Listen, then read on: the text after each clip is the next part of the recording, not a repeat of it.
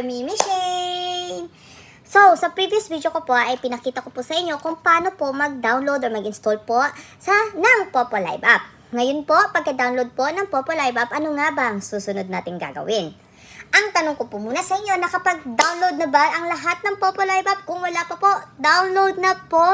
So ito na nga po, ang susunod nating gagawin ay madali lang po ito ha. Sundan lang po ninyo ang bawat step. Meron po tayo ditong 6 steps. Sa step 1, open nyo lang po yung account, open nyo lang po yung app ninyo na Popo Live app at mag-register po tayo. Una, pagka-open nyo yan, mag-sign up po.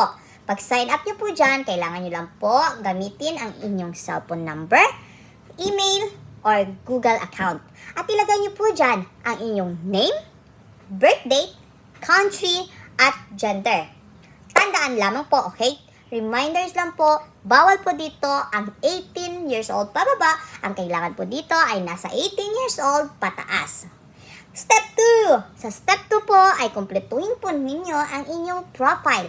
Dito po, kayo po ay kailangan ayusin ang inyong profile picture. Sa inyong profile po, maglagay lamang po kayo ng malinaw na picture, clear ha, at hindi malabo. Isulat lang po ninyo dyan ang inyong nickname. Ito po ay makikita ng inyong audience. At i-maintain nyo lamang po na ito ay malinaw at clear ang inyong pictures dyan sa inyong profile. At ang step 3, dito po sa step 3, ang gagawin nyo lamang po ay ang pag-copy ng inyong Popo ID. Pag-copy po dito ng Popo ID, pumunta lamang po kayo sa inyong profile. Diyan po sa profile, sa baba po ng inyong profile picture, ay makikita po ninyo ang inyong Popo ID number. Diyan po sa Popo ID number na yan, ay i-click nyo lang po yung copy. Pag na-click nyo po yung copy or isulat po ninyo, tandaan nyo po na iyan po ang inyong ID number. Dahil kailangan nyo po yan para po kayo makasali sa isang agency. And step 4 po. Sa step 4 po, sumali po sa isang agency. Dahil ang advantage po ng pagsali sa isang agency ay meron pong gagabay sa inyo at tutulong po sa inyo upang kayo po ay kumita dito ng mas malaking kita. Sa step 4 po, sa inyong profile, ay hanapin nyo lamang po ang My Agency. Diyan po sa My Agency, i-click nyo lang po yan. Pag na-click nyo na po yan dyan, ay ibibigay ko po sa inyo ang agency code. Dahil kailangan po ng agency code, hinahanap po dito ang agency code na ibibigay sa inyo ng sasalihan ninyong agency. Pag na-click nyo po yan, okay na po at nalagay nyo na po ang inyong code, ay i-submit nyo na po. Hintayin nyo lamang po ang inyong approval. Maaari po nasa 1 to 3 days po ang approval niyan. Okay? So, step 5. Sa step 5 po ay ang verification or face verification.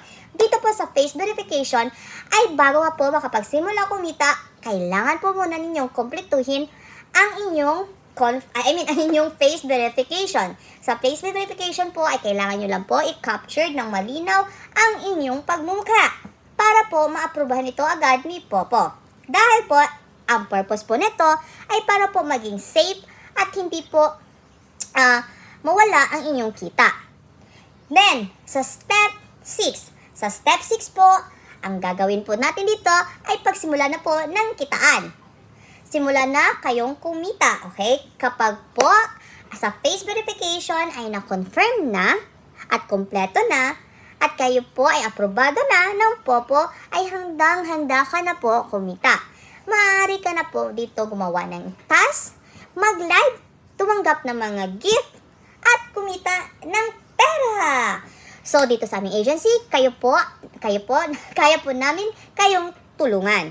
Kaya po namin kayong gabayan. At kaya po namin kayong sagutin lahat ng iyong katanungan. So, ano pang hinihintay natin? Sumali na po kayo sa aming agency. At magsimula na po tayong kumita. Hindi ka po dito nag-iisa ha, andito po kami naggagabay at susuporta sa inyo. Tandaan lamang po, dapat po kayo dito ay madiskarte, masipag at matyaga. At lalong-lalo na, hindi maarte at reklamador. Tandaan po ninyo, kapag kayo po ay may kayo po ay may tinanim, meron po kayong aanihin.